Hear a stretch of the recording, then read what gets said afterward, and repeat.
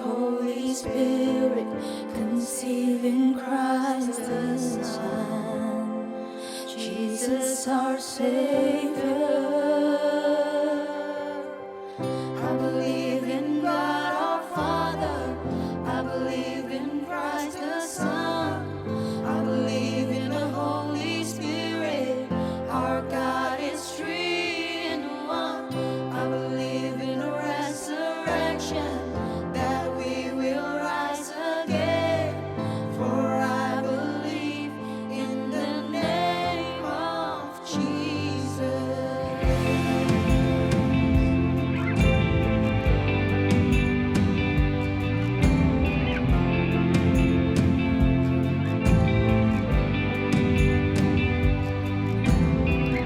Our judge and our defender, suffer and crucified. Forgiveness is in you. Descended into darkness, you rose in glorious light, forever seated high. I believe in God our Father, I believe in Christ the Son, I believe in the Holy Spirit, our God is three in one.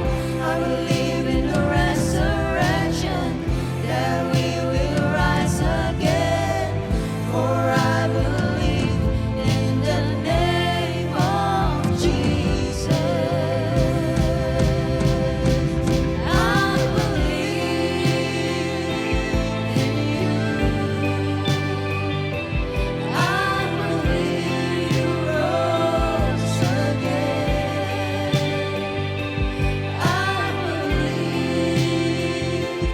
that Jesus Christ is Lord.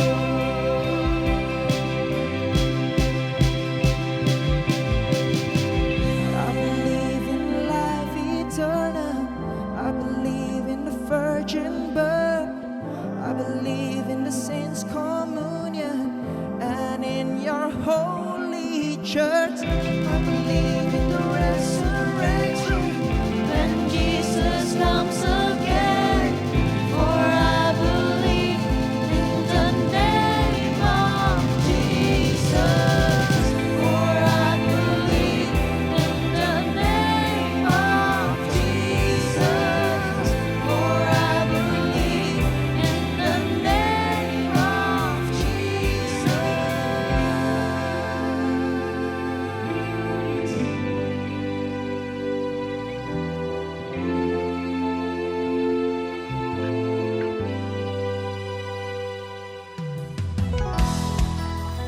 Semuanya saya bersuka kita berikan sorak-sorai kemuliaan bagi Tuhan.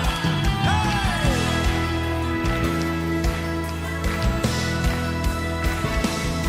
Come on!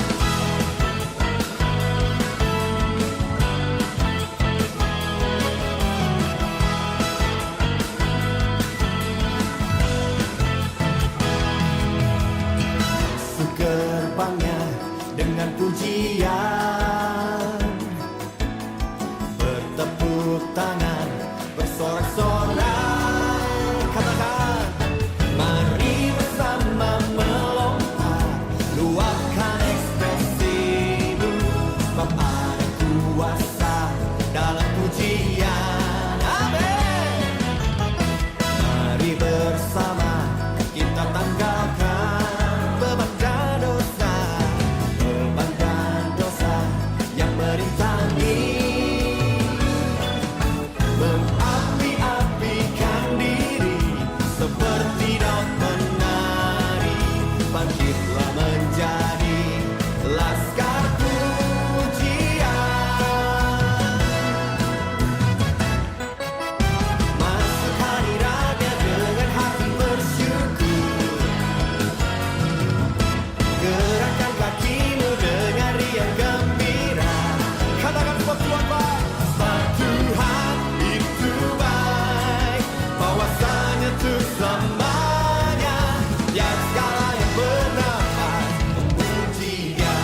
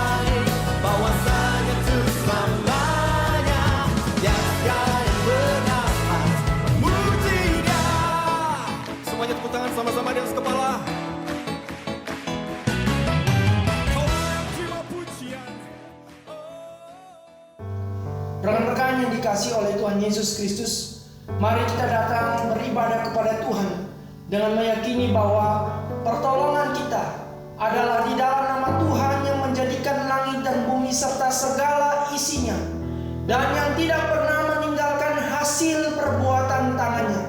Kiranya Allah Tritunggal, Allah Bapa, Putra, dan Roh Kudus menyertai ibadah kita dari awal hingga pada akhirnya. Amin. Selamat pagi teman-teman sekalian. Pada pagi hari ini saya mau mengajak kita semua untuk kembali masuk ke dalam hadirat Tuhan. Kita mau menyerahkan segala pergumulan, permasalahan kita ke dalam tangan Tuhan. Karena pertolongan kita terletak pada nama Tuhan kita sendiri. Kalau Tuhan menolong.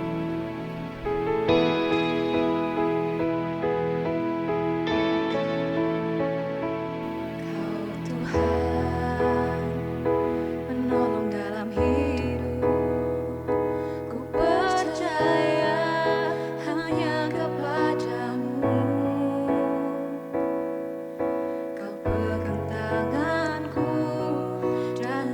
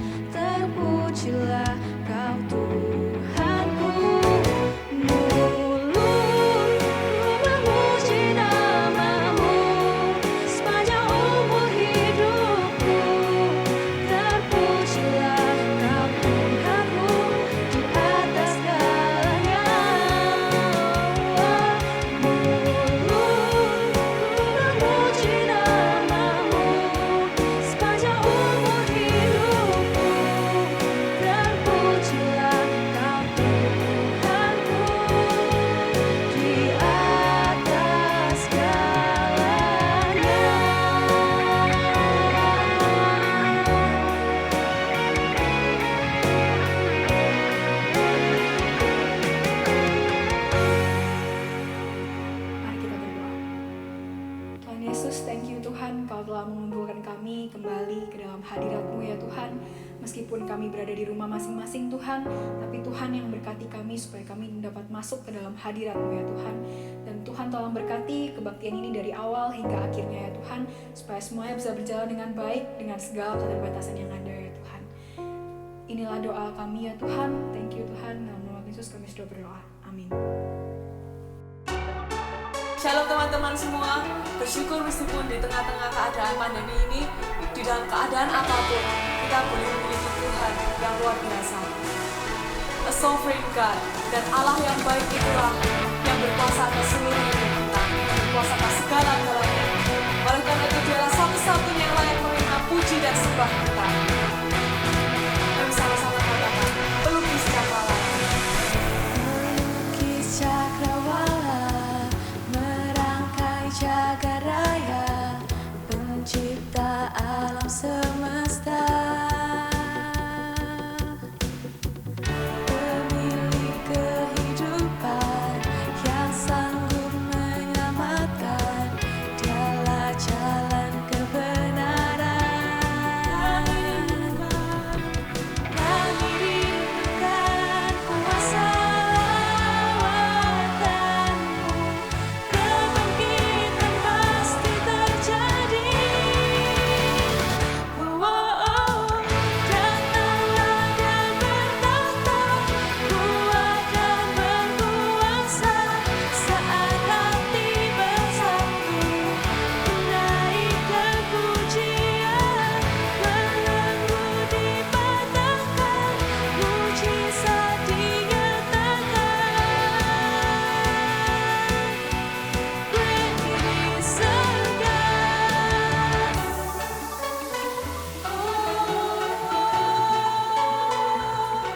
Our living God, our one and only living God. Let us give praise to Him. Pemilik kehidupan yang sanggup menyelamatkan, dialah jalan kebenaran. Kami rindukan Kami rindukan kuasa lawatan-Mu, kebangkitan pasti terjadi.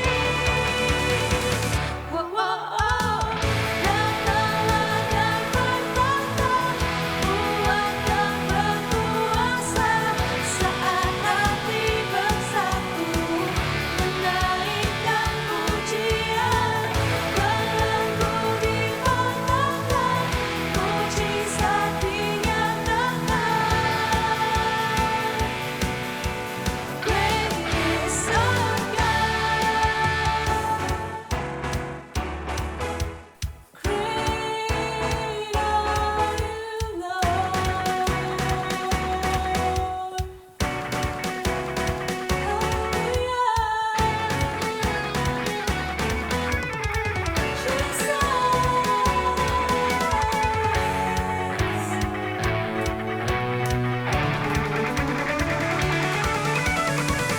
Let us lift up our hands and give our praise to Him, for He is worthy of it all.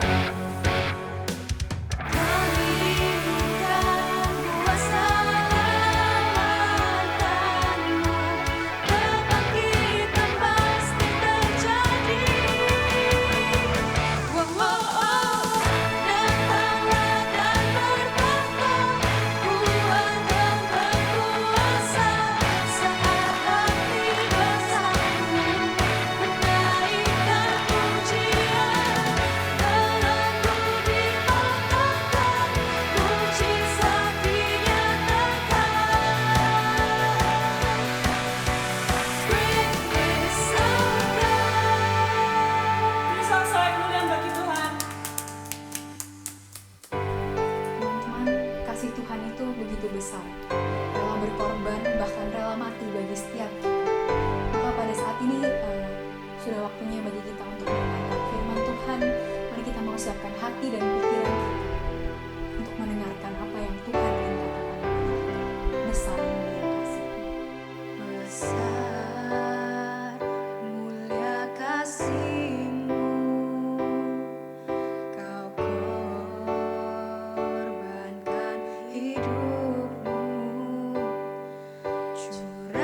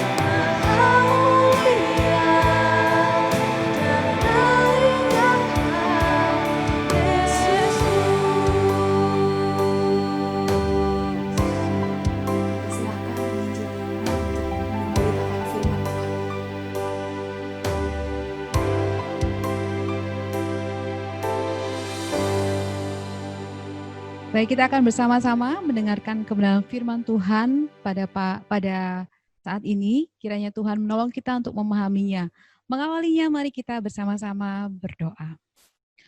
Tuhan Yesus, kami bersyukur Tuhan baik karena terus memberikan kesempatan kepada kami untuk memperhatikan kebenaran firman-Mu, belajar memahaminya dan melakukannya. Tuhan, tolong kami supaya sungguh-sungguh kebenaran firman-Mu bisa kami pahami dan kami terapkan dalam hidup kami. Dalam nama Tuhan Yesus kami berdoa dan bersyukur. Amin. Ya, sekali lagi shalom, selamat pagi rekan-rekan sekalian. Pada hari ini kita akan merenungkan kebenaran firman Tuhan dari kitab Wahyu. Dari kitab Wahyu berbicara tentang jemaat Tiatira. Mari kita memperhatikan Wahyu pasal yang kedua ayat 18 hingga yang ke-29.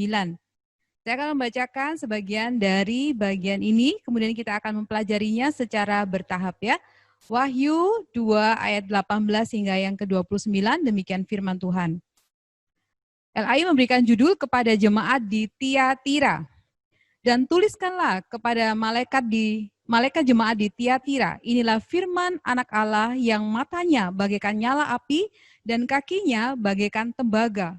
Aku tahu segala pekerjaanmu, baik kasihmu maupun imanmu, baik pelayananmu maupun ketekunanmu. Aku tahu bahwa pekerjaanmu yang terakhir lebih banyak daripada yang pertama.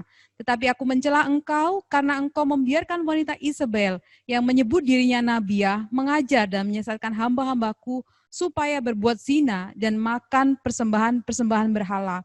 Dan aku telah memberikan dia waktu untuk bertobat.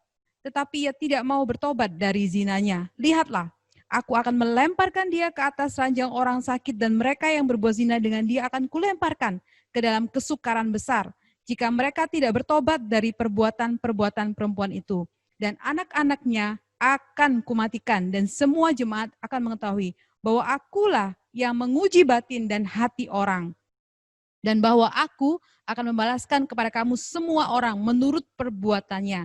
Tetapi kepada kamu, yaitu orang-orang lain di Tiatira yang tidak mengikuti ajaran itu dan tidak menyelidiki apa yang mereka sebut seluk-beluk iblis, kepada kamu, aku berkata, aku tidak mau menanggungkan beban lain kepadamu. Tetapi apa yang ada padamu, peganglah itu sampai aku datang. Dan barang siapa menang dan melakukan pekerjaanku sampai kesudahannya, kepadanya akan kukaruniakan kuasa atas bangsa-bangsa. Nah, hari ini perenungan firman Tuhan sampai kepada satu kondisi sebuah jemaat yang disebut sebagai jemaat Tiatira. Ini jemaat yang menarik karena jemaat ini mendapatkan pujian dari Tuhan, tapi juga mendapatkan celaan dari Tuhan. Nah, pernahkah kalian mendengar sebuah pepatah yang mengatakan demikian? Nila setitik merusak susu sebelanga. Ya, pasti beberapa di antara kalian tahu tentang pepatah ini. Tidak berbicara tentang berapa banyak nila yang mempengaruhi atau merusak susu dalam belanga, bukan bicara tentang jumlah. Tapi ini bicara tentang pengaruh ya. Pengaruh bahwa sesuatu yang sedikit itu mampu merusak sesuatu yang banyak gitu. Nah, maka ketika orang mendengarkan tentang pepatah ini tidak berbicara tentang siapa yang jadi nilainya, siapa ini yang orang yang baik-baik yang disebut susu, bukan bicara tentang itu. Ini bicara tentang apa sih dampak yang terjadi ketika sesuatu yang buruk itu dibiarkan. Maka komunitas itu akan hancur dan akan menjadi rusak gitu ya. Nah, ini yang kemudian Tuhan lakukan kepada jemaat Tiatira. Dia tidak membiarkan ada sesuatu yang buruk terus bercokol di sana. Maka Tuhan bertindak, Tuhan menegur. Maka pada bagian ini kalau kita perhatikan, Tuhan itu digambarkan dengan cara yang berbeda dari jemaat-jemaat yang lain. Kalau kita perhatikan di sana, Tuhan itu digambarkan, dikatakan bahwa dia memiliki mata bagaikan nyala api. Itu mewakili tentang Allah yang mampu melihat sesuatu dan menembus segala sesuatu, mampu mengetahui bahkan sesuatu yang tidak diketahui oleh orang lain, mengetahui motivasi, kedalaman hati seseorang. Dan kakinya dikatakan sebagai tembaga, sesuatu yang kuat. Artinya Tuhan itu sanggup melakukan sesuatu untuk merusakkan sesuatu yang jahat gitu ya.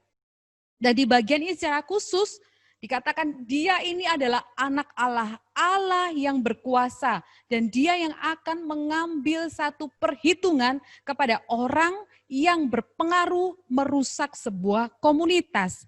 Maka itu mari kita perhatikan siapa yang sedang dituju oleh tulisan dari Yohanes ini. Mari kita perhatikan di bagian ini apa saja yang dikatakan. Yang pertama itu dikatakan Tuhan itu tahu gitu ya. Anak Allah ini tahu apa yang dia ketahui. Dia tahu bahwa jemaat itu penuh kasih gitu ya. Dia tahu mereka memiliki iman yang baik. Dia tahu pelayanannya, dia tahu ketekunannya. Tuhan juga tahu pekerjaannya itu semakin lama semakin baik, begitu, semakin banyak dikatakan. Tapi perhatikan, Tuhan tidak tergiur dengan imannya, Tuhan tidak tergiur tentang kasihnya, Tuhan tidak tergiur dengan berapa banyak pekerjaan baik yang sudah dikerjakan. Tuhan melihat ada sesuatu yang sedang tumbuh di dalam jemaat itu. Dan ini disebut sebagai, diwakili dengan sebuah gambaran wanita Isabel, begitu ya.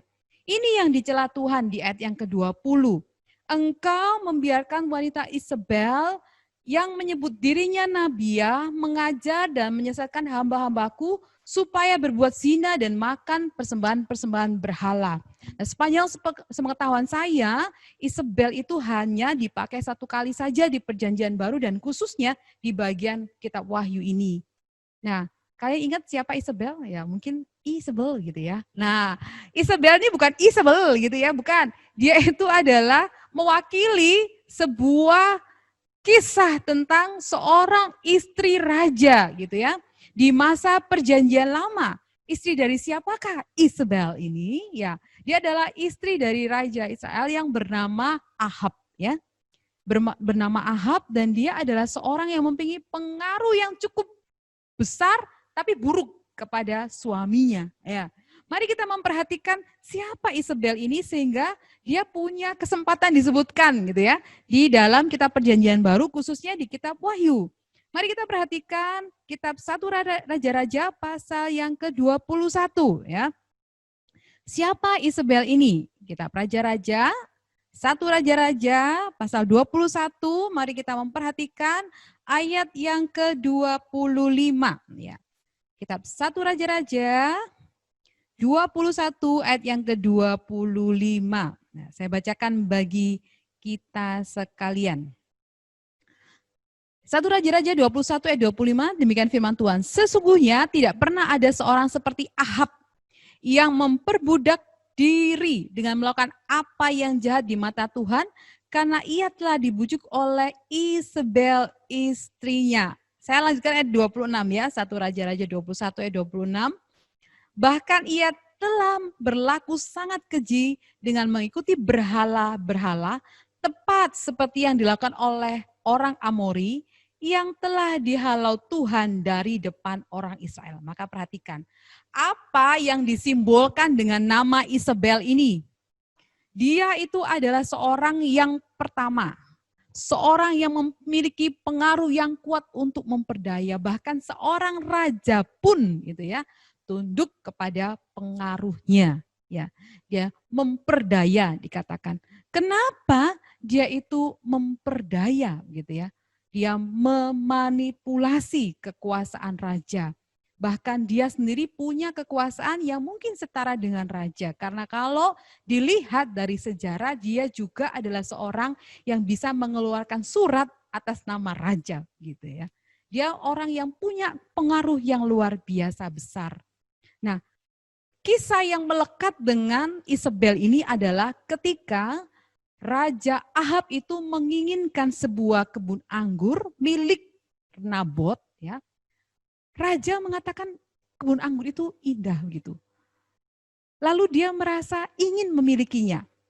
Pada zaman itu apa saja yang diinginkan raja tidak mungkin tidak didapatkan. Tapi khusus pada saat Raja Ahab menginginkan kebun anggur Nabot, nah Pak Nabotnya nggak mau kasih gitu ya, sekalipun dia mau mengganti harganya, tapi Pak Nabotnya nggak mau kasih. Maka pulanglah Ahab ke rumahnya, ke istananya dengan wajah yang murung, lalu diketahuilah oleh istrinya ini ya, Ibu Isabel ini ya. Ditanyakan ada apa? Ya, Aku menginginkan kebun anggur Nabot tapi tidak dikasih. Ya, sedih. Loh, sudah, raja tidak usah berduka. Saya yang akan mengurusnya. Perhatikan apa yang dia lakukan. Yang dia lakukan adalah dia kemudian mengumpulkan orang-orang yang jahat, lalu menuduh Nabot melakukan sebuah kesalahan dalam sebuah sidang bersama masyarakat, dan akhirnya Nabot itu dihukum sehingga dia bisa mendapatkan kebun anggurnya. Betapa liciknya dia. Simbol kedua dari seorang yang bernama Isabel ini ya, yang namanya ini kemudian diambil dan dipakai untuk menyembuhkan tindakan yang tidak benar di masa perjanjian baru itu adalah dia memperdaya orang, kemudian yang kedua dia menghalalkan segala cara untuk mendapatkan keinginannya. Seorang yang sebenarnya dia hidup di antara orang Israel, pernah pasti mendengar tentang Tuhan gitu ya. Tapi bahkan orang yang bernama Ahab ini, seorang raja Israel, sendiri bisa tunduk kepada dia atas pengaruhnya yang buruk. Dan yang ketiga, apa yang kita pelajari dari seorang yang bernama Isabel adalah seorang yang memiliki iman yang mendua hati, gitu ya. Dia adalah orang yang sekalipun di Israel itu ada bait Allah, dia pun mendirikan kuil-kuil yang untuk Nabi Asyera, Nabi Baal, dan melakukan penyembahan di sana. Nah, penyembahan ini kemudian diikuti bukan hanya oleh Ahab, tapi juga oleh masyarakat Israel. Nah, inilah yang Tuhan benci dari jemaat Tiatira. Karena mereka itu mengizinkan orang yang demikian. Orang yang ada tinggal di tengah-tengah jemaat, tapi juga mengajarkan iman yang mendua hati, mengajarkan tentang penyembahan berhala. Jadi kalau Tuhan Yesus tidak jawab, boleh tuh tanya ke Tuhan yang lain. Terserah mau milih siapa begitu ya. Ada di gunung mana begitu. Kalau satu Tuhan nggak cocok, ya pilih Tuhan yang lain. Atau satu Tuhan tambah 2 Tuhan tambah 3 Tuhan gitu ya. Nah semuanya boleh begitu. Maka Tuhan menegur. Menegur bukan hanya menegur. Tuhan memberikan kesempatan untuk bertobat sebenarnya. Ayat 21 dikatakan, aku telah memberikan dia waktu untuk bertobat, tapi dia tidak mau bertobat dari zinahnya. Nah, perbuatan zina ini memiliki 2 makna. Satu adalah tidak setia kepada Tuhan dan menyembah kepada ilah yang lain. Yang kedua adalah perbuatan zina secara fisik, artinya dia menghalalkan segala hal yang buruk, perilaku yang buruk sebagai sebuah persembahan kepada Tuhan. Karena pada zaman perjanjian lama diakui bahwa diizinkan sebuah tindakan tidur dengan orang lain yang bukan suami atau istrinya sebagai sebuah penyembahan kepada ilah tertentu. Nah, tapi ini tidak benar di hadapan Tuhan. Maka Tuhan menegurnya dan akhirnya bukan hanya menegur, Tuhan menghukumnya. Dikatakan dia dilemparkan ke ranjang orang sakit, bahkan orang-orang yang terlibat dengan dia pun dilemparkan pada kesukaran besar. Nah, mari kita simpulkan, apa yang kita pelajari? Yang kita pelajari tentang Allah adalah satu, bahwa Tuhan itu tidak menutup mata terhadap perkembangan sebuah jemaat. Tuhan tidak membiarkan kejahatan dan kesalahan akan terjadi terus-menerus. Ada waktunya Tuhan akan menghancurkan seseorang atau sesuatu yang membuat jemaat itu akhirnya terpengaruh melakukan sesuatu yang tidak baik.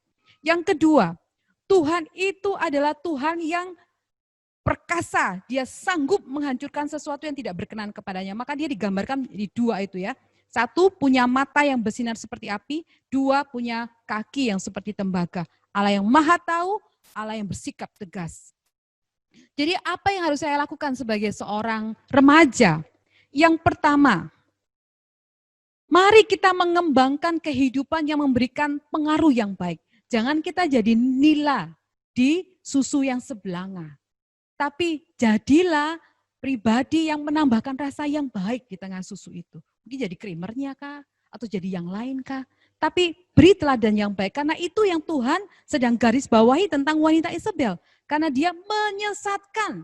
Jangan jadi orang yang memberikan sebuah pemikiran-pemikiran yang buruk terhadap seseorang yang sedang mengalami masalah misalnya. Atau menjatuhkan seorang yang sudah merasa minder tentang dirinya.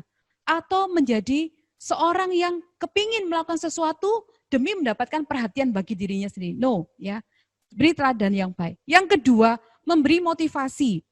Isabel tidak memberi motivasi kepada suaminya Ahab, justru dia mendukung keinginan Ahab yang merugikan dari seorang yang bernama Nabot. Nah, kita tidak begitu. Kita tinggal dalam sebuah jemaat yang sudah bertumbuh baik dan Tuhan mengetahuinya. Maka mari, tidak ada sebuah jemaat yang sempurna, tidak ada. Pasti ada di dalam sebuah komunitas itu, kadang-kala kita berselisih, kadang tidak enakan. Lalu ada seorang teman yang mungkin kita tahu, dia dari dulu sekolah minggu sama saya, dia teman saya di sekolah juga, tapi sekarang waktu dia sudah di remaja, di youth gini, wah dia sekarang itu berteman sama orang lain, tidak enak, dan segala macam. Apa yang harus kita lakukan?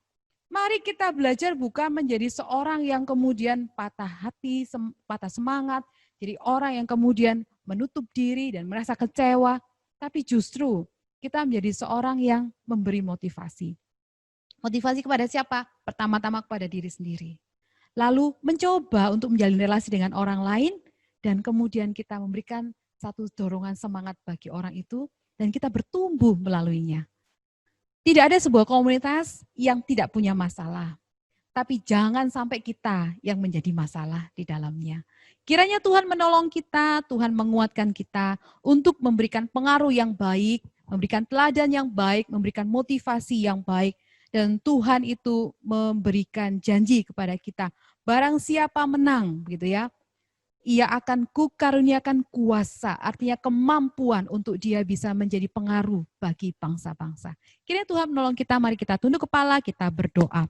Bapa kami memuji Engkau, Allah yang tidak pernah berhenti mengingatkan kami, Allah yang paling tahu apa yang tersimpan dalam hati kami, Allah yang paling tahu segala kelemahan kami. Kebenaran firman Tuhan sekali lagi mengingatkan kepada kami, tidak ada sebuah kehidupan yang sempurna, tapi ada Tuhan yang maha sempurna yang meneliti hidup kami, sehingga Tuhan ingin supaya kami menjaga diri kami, tidak menjadi pengaruh yang buruk di dalam komunitas di mana Tuhan menempatkan kami, baik di tengah keluarga, di tengah gereja, ataupun juga di tengah sekolah, ataupun lingkungan bermain manapun yang di sana Tuhan tempatkan kami.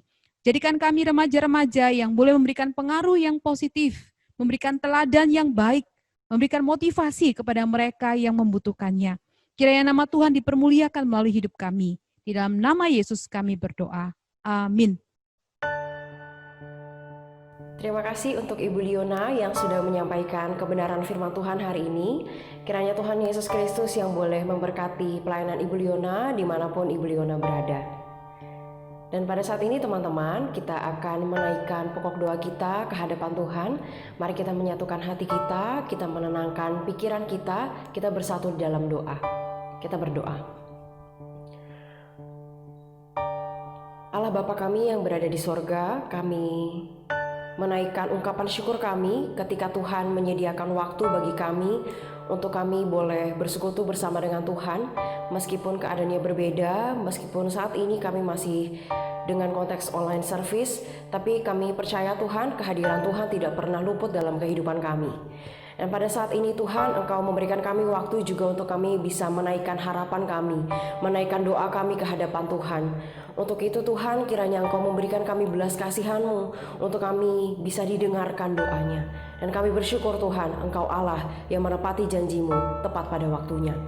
Dan pada saat ini Tuhan, kami datang berdoa kepada Engkau, kami memohon belas kasihan-Mu Tuhan untuk teman-teman kami yang sakit. Kami berdoa Tuhan dimanapun mereka berada sekarang, sakit apapun Tuhan yang sedang diderita sekarang, kami memohon lawatan Tuhan atas kehidupan mereka. Engkau yang memberkati Tuhan kehidupan mereka, Engkau yang memberkati makanan, minuman, obat-obatan, tenaga medis yang bekerja untuk memulihkan kesehatannya. Engkau yang boleh memberkati Tuhan, sehingga dari sarana apapun itu Tuhan yang boleh jamah dan kesehatan teman-teman kami boleh kembali pulih.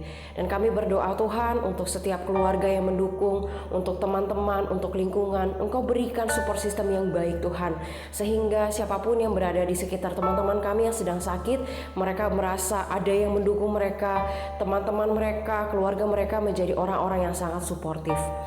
Bapa, pada saat ini juga kami datang berdoa kepada Engkau, mau menyerahkan Tuhan untuk teman-teman kami yang sudah mulai masuk sekolah. yang sudah mulai masuk kuliah meskipun secara online, kami berdoa kepada Engkau, berikan mereka kegigihan untuk mereka tetap bisa beradaptasi dengan konteks yang baru.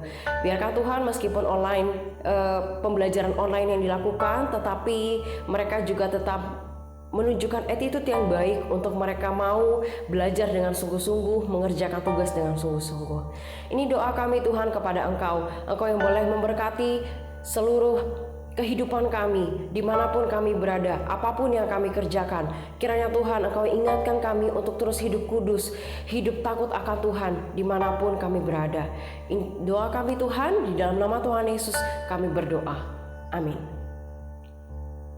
Teman-teman sekalian, mari kita bersama-sama dengan seluruh orang percaya di muka bumi ini, di segala tempat, di segala zaman, kita akan mengakui pengakuan iman kita dengan pengakuan iman rasuli. Aku percaya kepada Allah, Bapa yang Maha Kuasa, Khalik langit dan bumi, dan kepada Yesus Kristus, anaknya yang tunggal Tuhan kita, yang dikandung dari Roh Kudus, lahir dari anak darah Maria, yang menderita sengsara di bawah pemerintahan Pontius Pilatus, disalibkan, mati dan dikuburkan, turun ke dalam kerajaan maut. Pada hari yang ketiga, bangkit pula dari antara orang mati, naik ke sorga, duduk di sebelah kanan Allah, Bapa yang Maha Kuasa, dan dari sana Ia akan datang untuk menghakimi orang yang hidup dan yang mati.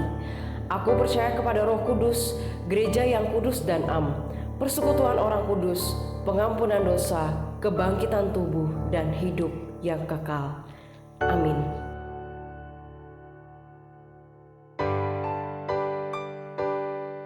Teman-teman, untuk mengakhiri ibadah pada pagi hari ini, mari kita bersama-sama kembali menaikkan pujian Tuhan Penebusku.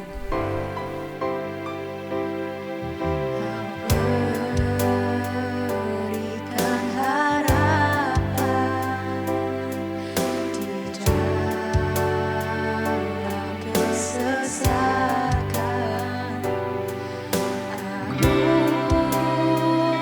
Akulah perbuatanmu, Yesus Tuhan penebusku. Karena kasih-Mu yang selamatkanku, menyucikan dan menebus hidupku. Ku naikkan syukur buat pengorbanan-Mu Maha Mulia. Karena kasih-Mu yang selamatkanku, menyucikan dan menebus hidupku. Ku naikkan syukur buat pengorbanan-Mu Maha Mulia dan terindah Kau, Yesus.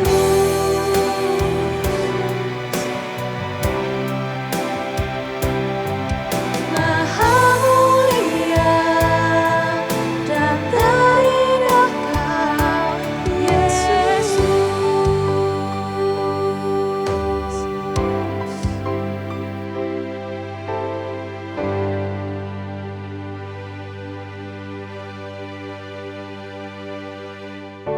Rekan-rekan yang dikasihi oleh Tuhan Yesus Kristus, kita akan mengakhiri ibadah kita pada saat ini. Saya mengajak kita untuk bangkit berdiri bersama-sama dan kita mengarahkan hati kepada Tuhan dan bersama-sama menerima berkat daripada Tuhan.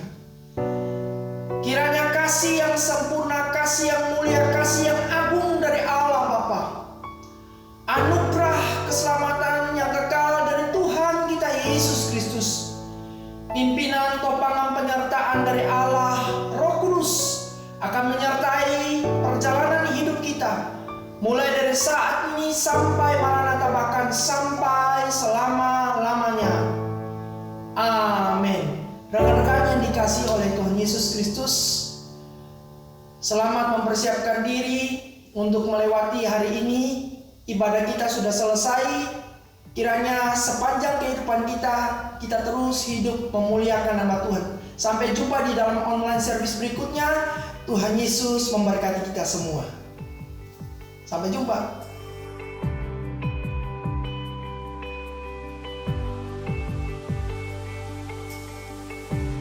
Dalam kesesakanku, Kau beri kedamaianmu.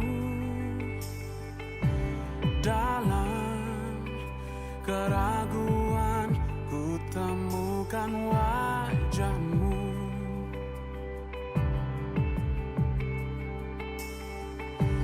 Karena pengorbanan-Mu, Kau jadikanku baru. Sungguh ku terkagum, amanku di dalam-Mu, Yesus. Kau membuatku sesuai rencana-Mu. Kau memegang setiap musim hidupku.